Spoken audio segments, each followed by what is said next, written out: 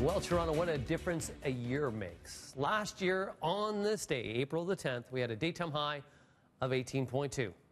We're not going to get that today. As a matter of fact, this morning, some areas waking up to a little bit of some snow coating on the lawns, not really on the roadways whatsoever, but we have been even seeing some light flurry activity continue this morning here in the city of Toronto. Some cloud cover as well. You'll get a little bit of sunshine through the afternoon today. There is a slight risk of some showers, but up through the Barrie area, you could even still see this afternoon a rain-snow mix. Right now we have current conditions sitting about -2, -7 into Sudbury, -1 over towards Windsor, and -3 into Ottawa.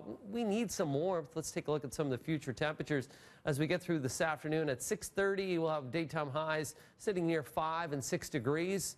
But we'll get into some warmth as we head our way towards Thursday. Here's a look at Wednesday into the evening. You can see Chicago by that time will be 18 degrees at 7 o'clock on Wednesday evening.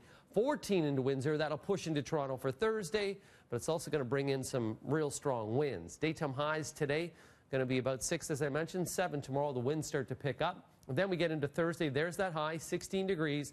However, not the nicest day. We're going to have warmth, but also we're going to have some rain and those strong winds. Still a risk of some showers into Friday. The weekend quite soggy. We're going to see light rainfall to moderate rain both through Saturday and Sunday. By the time the end of the weekend's done, up to 20 millimeters, so there's some April showers. Monday, we got a high of 5 and a morning low about -1. So once again for today, daytime highs of 6. Some warmth on the way. Carrie, over to you. All right, fair enough. Right now, eastbound on the 409, we are looking at a stalled transport truck. This is East 409 just before the 401 ramps. And as you can see, that center lane is blocked off. They do have a heavy tow on the scene right now, so expect delays. Right now, the eastbound 409 starting to back up as you approach Martin Grove over towards this problem, again, just before the 401 ramps. And as well, another delay on the eastbound 401. This is as you're traveling through Keele and the collectors. They have this lane realignment happening right now, so that right lane is blocked off, so that is slowing things down. It looks pretty backed up from about the 400 right now, but just in those collector lanes. So if you use the express lanes through there, you should be good to go. That's a look at your drive. I'll send it back to you, Mel. Well, police are investigating a homicide at a convenience store in East York. A 680 News reporter Carl Hansky there and has the very latest. Carl. You can see some merchandise scattered on the floor inside the 7-Eleven here at Don Lands and O'Connor, and this is where the murder occurred, inside the store. Around 3 o'clock this morning, 2 men inside got into some kind of fight. One of them pulled out a knife and stabbed the other multiple times. The victim was rushed to hospital where he was pronounced dead. The suspect took off, but I can tell you that police have security camera video from both inside and outside the store that shows them what happens, also gives them images of who they're looking for responsible for this murder, and homicide detectives also now investigating store employees also can tell them what happened. At Don Lands and O'Connor in East York, I'm 680 News' Carl Hansky for City News. All right, Carl, thank you so much for that. And the Ontario Fire Marshal now investigating after a person killed, another treated in hospital after a high-rise fire in Etobicoke. Now, this fire breaking out on the first floor of a building near Eglinton and Scarlett Road just after midnight.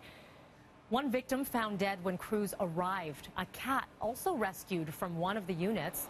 Right now, it's not clear if there were any working smoke alarms inside the affected units.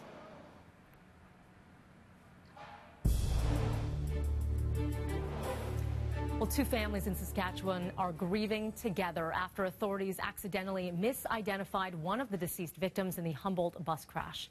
Relatives were told Sunday that the body of 18-year-old Parker Tobin was mistaken for that of 18-year-old Xavier LaBelle. LaBelle is injured but alive. Tobin among the 15 people who died when the bus carrying the junior hockey team collided with a semi-truck last Friday. The families releasing a joint statement saying the families of Parker Tobin and Xavier LaBelle are grieving together. They hope the focus will remain on those grieving and those recovering, not the confusion in an unimaginable tragedy. The latest update on the survivors: 12 remain in hospital, 4 still in critical condition. Now, coming up in just a few moments, we're going to be taking a look at one social media tribute for the victims that is going viral worldwide. A special ceremony at the Hospital for Sick Children today to launch the 17th annual Megan's Walk, creating a circle of hope. The Megan's Walk crane ceremony launches Japanese origami cranes, which are symbols of peace and long life. More than 1,000 paper cranes made by students from across the GTA will be presented to Megan's Walk heroes who have survived or who are fighting brain tumors. This year's 17th annual Megan's Walk will be held on Saturday, May the 12th. So far, this event has raised more than $5 million for pediatric brain tumor research.